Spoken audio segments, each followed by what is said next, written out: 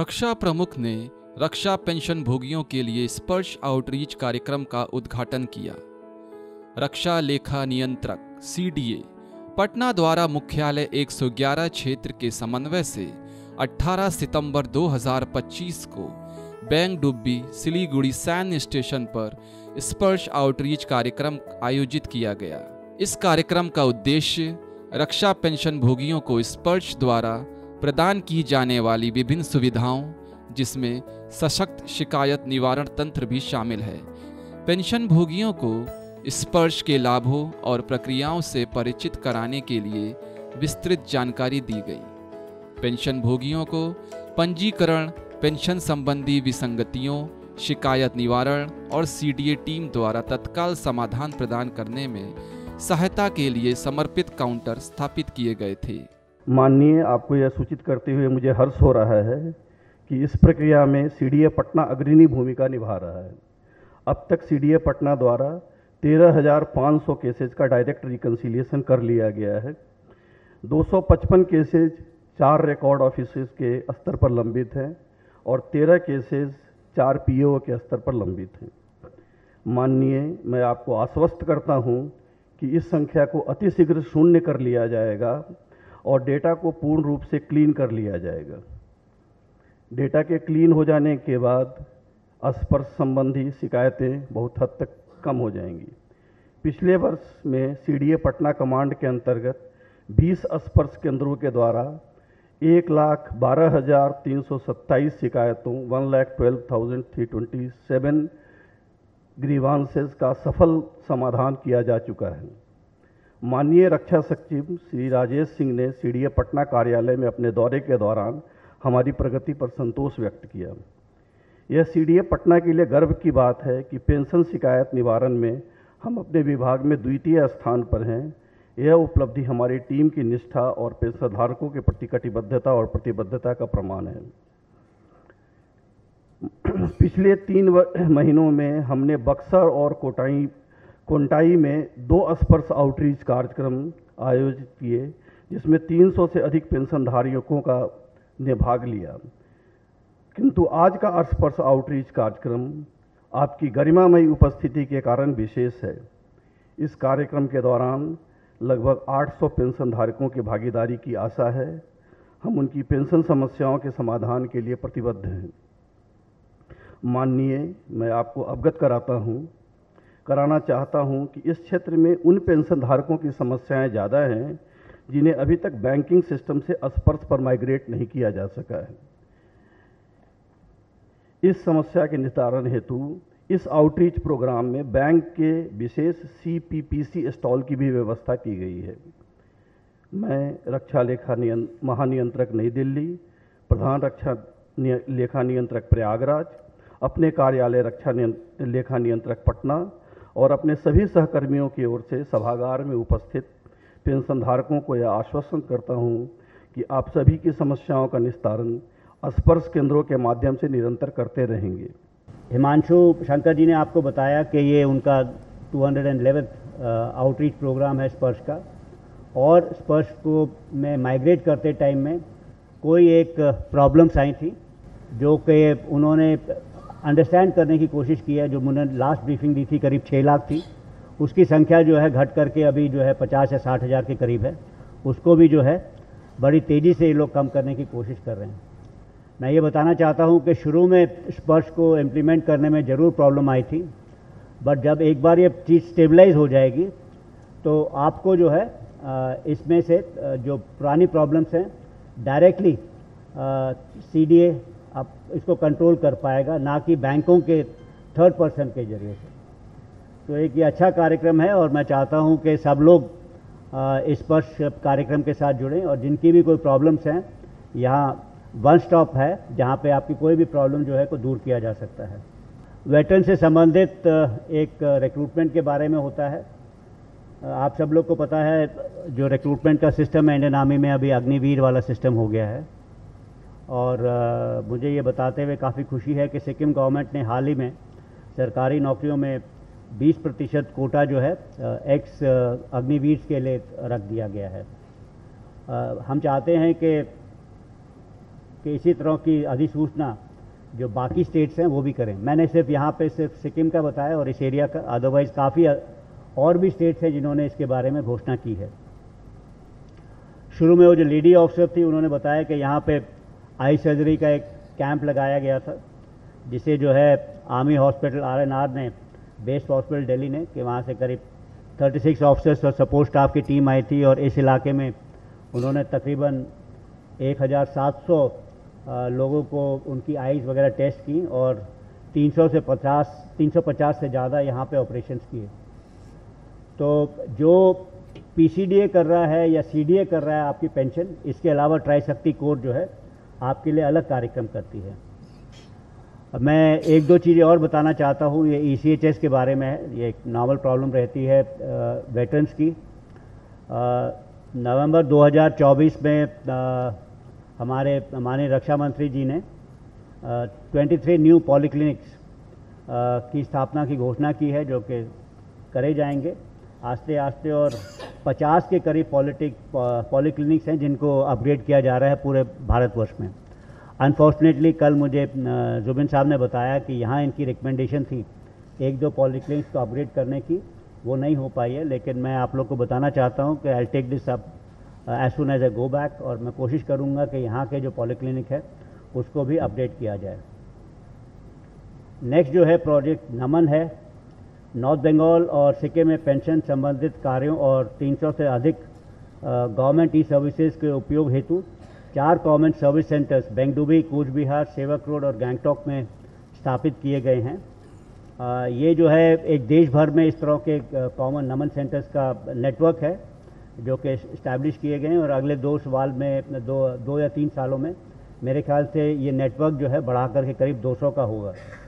Veterans day के बारे में बताना चाहता हूँ, जो कि जनवरी 14 को मनाया जाता है। भारत में तरह तरह की सर्विसेज हैं, लेकिन आर्म फोर्सेज ही है या डिफेंस फोर्स है या मिलिट्री है, जिसमें आपके रिटायरमेंट के बाद भी आप रेगुलर आर्मी के साथ में जुड़े रहते हैं, और हमेशा जो है आपके रेजिमेंट के तौर पे ही नहीं, बट इस तरह के कार्यक्रम लगातार चलते रहते हैं। ये और किसी सर्विस में नहीं है, सिर्फ मिलिट्री सर्विस में है। और ये क्यों है? ये इसलिए है कि भारत को उनकी सुरक्षा करने के लिए हमें सबसे बेहतर नौजवानों की ज़रूरत है, और जिस हिसाब से हम अपने वेटरन्स और वीर नारियों का ध्यान रखते हैं वो डायरेक्ट इम्पैक्ट करता है कि अगली जनरेशन के जो सोल्जर्स हैं या अगली जनरेशन के जो लोग हैं फौज में किस प्रकार के आएंगे। तो ये मोटिवेशन है यूथ के लिए।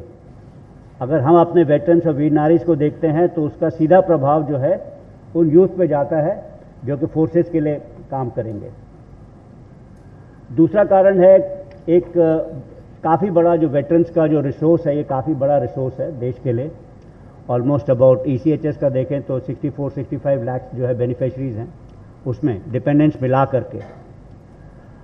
आपने जो है अपनी सेवा काल में तो कंट्री का जो है फ़ायदा किया ही, उनकी सुरक्षा को ध्यान रखा, बट मेरे ख्याल से आप जो है सोसाइटी को भी मोल्ड करने में अपनी मदद भूमिका निभा सकते हैं, और काफ़ी जगहों पे एक सर्विसमैन इस तरह के काम करते हैं।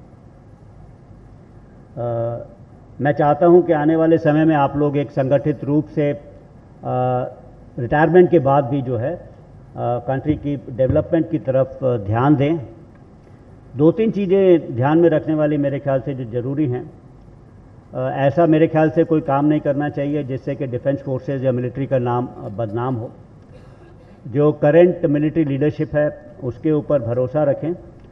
जो भी ये निर्णय लेते हैं सर्विंग ऑफिसर्स के लिए, जवानों के लिए या वेटरन्स वगैरह के लिए, उनका हित को ध्यान में रखते ही इस तरह के निर्णय लेते हैं। आपका समय और तत्कालीन समय के जो चैलेंजेस हैं आज के जवान के लिए, ऑफिसर्स के लिए, उनमें बहुत फ़र्क है। आपके ज़माने में जो है समय थोड़ा आसान था काम करने का, अभी जो है थोड़ा मुश्किल समय है।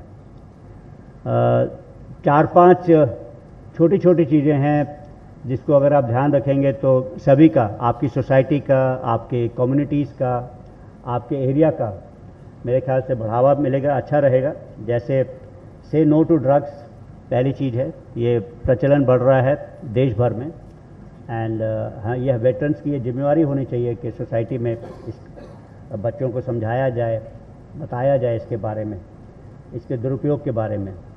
इसके बाद में जो है गवर्नमेंट के काफ़ी सारे इनिशिएटिव्स हैं, जैसे हर घर तिरंगा, बेटी बचाओ बेटी पढ़ाओ, मेरी माटी मेरा देश, इस तरह के कार्यक्रम हैं। इसमें बढ़ चढ़ के जब भी मौका मिलता है आप लोग को हिस्सा लेना चाहिए। मैं अब जो है ज़्यादा न कह करके मैं यहीं पे अपना वक्तव्य जो है स्टॉप करना चाहता हूँ, और आप सब लोग को यहाँ पे जो ऑर्गेनाइजर्स हैं उनको धन्यवाद देना चाहता हूँ कि उन्होंने ये स्पर्श आउटरीच प्रोग्राम किया, और आप लोग ने बढ़ चढ़ करके इसमें आए हैं। आपका दोबारा बहुत बहुत धन्यवाद।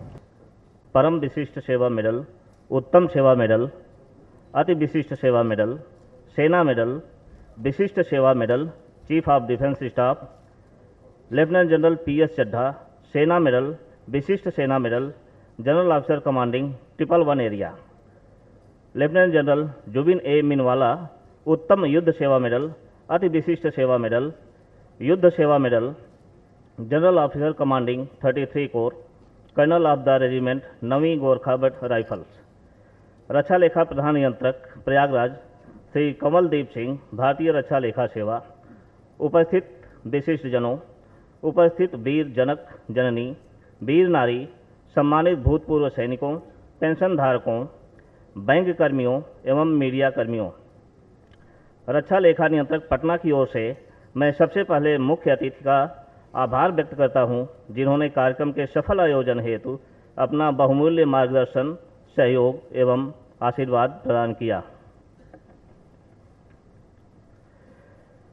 मैं प्रधान नियंत्रक प्रयागराज का भी आभारी हूं, जिन्होंने अपनी अत्यंत व्यस्तताओं के बावजूद अपनी उपस्थिति द्वारा कार्यक्रम के संकल्प एवं इनकी सफलता का संवर्धन किया है।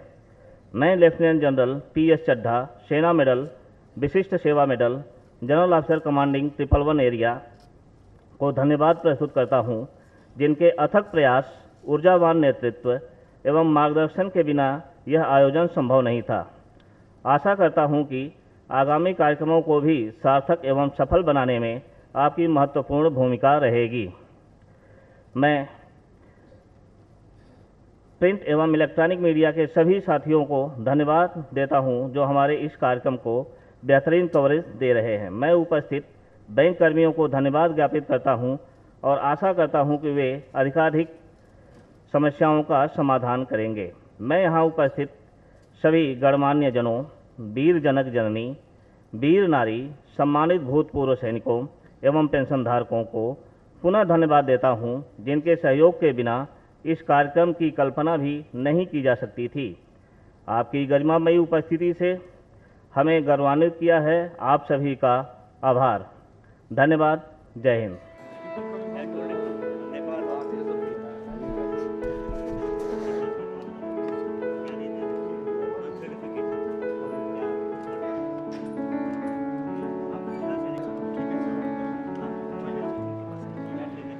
जैसे कि हर प्रोग्राम में होता है, कोई ना कोई प्रॉब्लम होता है इंट्रोडक्शन में। तो खास करके जब हम लोग का फौज में होता है, वो ये होता है कि किसी भी इक्विपमेंट का ट्रायल इंट्रोड्यूस करने से पहले पूरी तरह से ट्रायल होता है, चाहे वो डेजर्ट में हो, एल्टीट्यूड में हो, पूरी तरह से ट्रायल होता है। उसके बाद उसको एक्सेप्ट किया जाता है। शायद स्पर्श का इस प्रकार से कोई ट्रायल नहीं हुआ, इसलिए पहले काफ़ी प्रॉब्लम हुआ। लेकिन जहाँ तक हमारे फौज ने जो इस को सुधारने के लिए बहुत काम किया है, जैसे कि साहब ने बताया कि ऑपरेशन नमन शुरू किया था हमारा चीफ साहब ने, जिसके अंतर्गत एक क्या सेल हमारा भिंगडूबी में खोला गया स्पर्श के लिए। अभी भी हमारा डिस्ट्रिक्ट दार्जिलिंग में कर्नल वेटरन्स है, 2 है, एक तो यहाँ पर है और जो यहाँ का वेटरन्स सुविधा केंद्र चला रहा है, और एक है झालापाड़ में कर्नल अस्त्री, अमित अस्त्री, और यहाँ पर पहले था कर्नल बॉबी मान। उन्हीं के अंडर काफ़ी बहुत स्पर्श का प्रॉब्लम हल हो गया है। और हमारा ज़िला सैनिक बोर्ड भी जो जिसका सेक्रेटरी है ग्रुप कैप्टन तरुण सिंघा, उनके अंडर भी स्पर्श का काफ़ी प्रॉब्लम हल करने का कोशिश कर रहा है। और आज ये चौथा जो ये प्रोग्राम है जो यहाँ पर शुरू किया है, स्पर्श आउटरीच प्रोग्राम, ये भी इसलिए हुआ है क्योंकि प्रॉब्लम है, इसलिए ये आउटरीच प्रोग्राम किया। इसलिए हमारा CDS साहब जनरल अनिल चौहान साहब जो 11GR के, और 11GR के ज़्यादातर लोग हमारे यहाँ दार्जिलिंग से जाते हैं, तो उन्होंने सोचा क्यों ना हम अपना 11GR के साथी के लिए उनका प्रॉब्लम देखें और उसका हल करने का कोशिश किया है। हमें पूरा उम्मीद है कि जो हमारा फौज जितना भी ये प्रोग्राम कर रहे हैं, इससे स्पर्श का पूरा प्रॉब्लम हल हो जाएगा। स्पर्श माइग्रेशन अभी तक लगभग 60% हो चुका है। और ये जो टीथिंग प्रॉब्लम बोलते हैं कि शुरू में जब बच्चे का दांत आता है तो उसको थोड़ा थोड़ा ईचिंग होता है, उसी तरह का स्पर्श में इनिशियल टीथिंग प्रॉब्लम आ रहे हैं। और इसी को मद्देनज़र रखते हुए ये स्पर्श आउटरीच प्रोग्राम 111 एरिया में हमारे माननीय CDS साहब के कर कमलों द्वारा आज उदाहरण हुआ इसका। और बहुत सारे इस प्रॉब्लम में, जैसे कि पहले पेंशन बैंक के थ्रू आता था, अभी पेंशन डिपार्टमेंट स्पर्श के थ्रू डायरेक्ट पैसा अपने पेंशनर के अकाउंट के अंदर डालेगा। उसमें बैंक का मीडिएशन बीच में ख़त्म हो जाएगा, ताकि पहले सब कानून बैंक ऑफिशियल्स को पता नहीं होता था, कुछ नए ऑफिसर्स होते थे। अब यह काम PCDA पेंशन को दे दिया गया है, जिसमें अकाउंट्स के ही अधिकारी हैं, उनको सब कानून और तौर तरीके पता हैं और जल्दी से जल्दी पेंशनर को ये बेनिफिट और सुविधाएं दिया जा सकता है। उसी के लिए ये कार्यक्रम आज का किया गया है। रिगार्डिंग स्पर्श, अभी हम स्पर्श में माइग्रेट होकर बहुत सुविधा हो गया हम लोग का। डायरेक्ट 1-to-1 है, पहले तो थोड़ा प्रॉब्लम होता था, अभी नहीं है। ये सब हमारा जनरल साहब ने भी बताया अभी तो मेरा तरफ से तो मैं लगता है जो माइग्रेशन हुआ वो ठीक हो गया है। और आज का आउटरीच प्रोग्राम भी ठीक है। Thank you. आज यहाँ पे हमारे लिए बहुत सौभाग्य की बात है कि आज यहाँ बेंगडुबी स्टेशन में, दार्जिलिंग बेंगडुबी स्टेशन में हमारा CDS साहब यहाँ पे अनिल चौहान साहब आए हुए हैं। और हमारा इसके अलावा हमारा पटना CDA और इलाहाबाद CDA से भी हमारा कई अधिकारी यहाँ पर आए हुए। यहाँ के जितना भी वेटरन से जिसका स्पर्श का जो माइग्रेट नहीं हुआ है, जिसने भी समस्या है, उसको सुलझाने के लिए आज यहाँ पे CDA से दोनों जगह CDA पटना और CDA इलाहाबाद से उच्च अधिकारी यहाँ पहुँचे। तो यह समस्या आज हल हो जाएगा। मुझे लगता है कि भारी मात्रा में यहाँ भारी संख्या में आज एक्सर्विसमैन भी यहाँ एकत्रित हुए हैं। हमें खुशी है कि आज हमारे जितने भी समस्या का यहाँ पर इलाहाबाद और CDA पटना के द्वारा हमारे यहाँ का समस्या है वो समाधान होगा। और समाधान होने के बाद ही मुझे लगता है यहाँ से उच्च अधिकारी जो आए हैं वहाँ फिर वापस जाएंगे। तो ये हमारा वेटरन का बहुत बड़ा प्रॉब्लम है, समस्या है। ये सुलझ जाने से रेगुलर जो जिसका माइग्रेट नहीं हुआ है उनका भी पेंशन आराम से उसका स्पर्श में आना शुरू होगा, मैसेज आना शुरू होगा। तो ये वेटरन के लिए बहुत खुशी की बात होगी। ये हमारे लिए बहुत एक समस्या है, इसको समाधान होना ही हमारे लिए बहुत बड़ी बात होगा। आजकेर এই দিনটাতে আমাদের যে প্রাক্তন সৈনিকবৃন্দরা এসেছেন, এর স্পর্শের ডকুমেন্টেশন থেকে শুরু করে যে কোনো ধরনের পেনশন রিলেটেড ইস্যুজ আজকে ইন্ডিয়ান আর্মি এবং PCDA দুজনে মিলে একত্রিত হয়ে তার সম্বন্ধে লোকেদের জাগরুকতা এবং তাদের অনেক প্রবলেম সলভ করছেন। our primary task in this particular arena is to provide support to the veterans. As an officer of the West Bengal State Veterans Department, the Rajya Sainik Board and the Zilla Sainik Board is heavily working on providing the correct support to everybody. It is our responsibility, our duty and our honor to serve the ex-servicemen population. প্রাক্তন সৈনিক বৃন্দদের জন্যে আমাদের department তাৎপর্য থাকবে আর তাদের যে কোনো অসুবিধাতে আমরা সঙ্গে থাকব।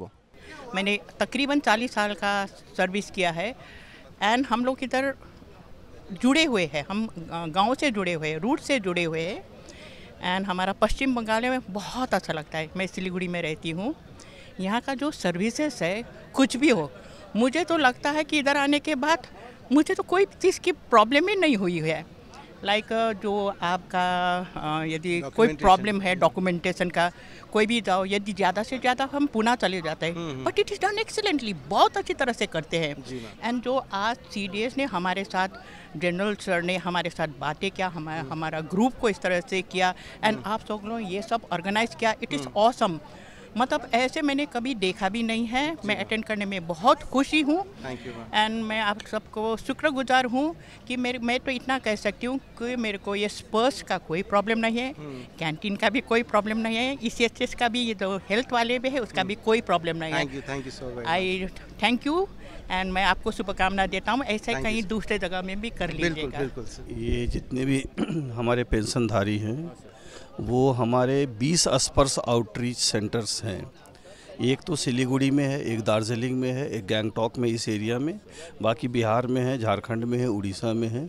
जहाँ भी कोई भी पेंशनर अपने प्रॉब्लम को रिजॉल्व करना चाहता है तो उसको वो रिजॉल्व कर सकते हैं वहाँ जा कर के। और आप दूरदर्शन के माध्यम से इस बात को प्रचारित कर सकते हैं कि ये जितने भी स्पर्श केंद्र हैं, ये हमारे जितने भी वर्किंग डेज हैं वहाँ खुले रहते हैं और वहाँ पर हम पेंशनर्स के प्रॉब्लम को सॉल्व करते हैं। जो पेंशनर्स किसी कारण से स्पर्श सेंटर नहीं पहुँच सकते हैं या जिनका प्रॉब्लम कुछ ज़्यादा होता है, उसको इस तरीके के स्पर्श आउटरीच सेंटर में बुलाते हैं और टाइम टू टाइम हम स्पर्श आउटरीच करते रहते हैं। ये 211वां आउटरीच है प्रोग्राम। नहीं, इसमें मुख्यतः 2 तरह के प्रॉब्लम होते हैं। एक तो वो प्रॉब्लम है जिसमें अभी पेंशन जो है बैंक से डेटा माइग्रेट नहीं हो पाया है, तो वो ऐसे करीब हम 34 लाख पेंशनर्स को स्पर्श में माइग्रेट कर चुके हैं। करीब 4 लाख पेंशनर ऐसे हैं जो अभी भी बैंक से माइग्रेट नहीं हो पाए हैं। उनकी समस्याएं हैं, उसको हम लोग रिजॉल्व कर रहे हैं टाइम बाउंड मैनर में, उसको ठीक करना है। दूसरा वो प्रॉब्लम होता है जो कि जब हमने स्पर्श को स्टार्ट किया था तो बैंक के में जितना पेंशन मिल रहा था उतना ही पेंशन हमने देना शुरू कर दिया। उसको एज इज़ केसेस कहते हैं। वो एज इज़ केसेस हमारे 6 लाख थे जिनको कि हमने रिकंसाइल नहीं किया था। उस 6 लाख में से आज आपको CDS साहब ने ही बताया होगा 5.5 लाख जो है सो रिकंसाइल हो चुका है। अभी 50,000 डेटा बच रहा है और CDA पटना के पास तो मात्र 200 केसेज ऐसे हैं जो अभी रिकंसाइल नहीं हुए। तो जब वो रिकंसाइल होने के बाद जितने भी हमारे ग्रीवांसेज हैं वो ड्रास्टिकली कम हो जाएंगे, क्योंकि सिस्टम का रूल इंजन जो है वो बतला देगा कि कितना पेंशन मिलना चाहिए।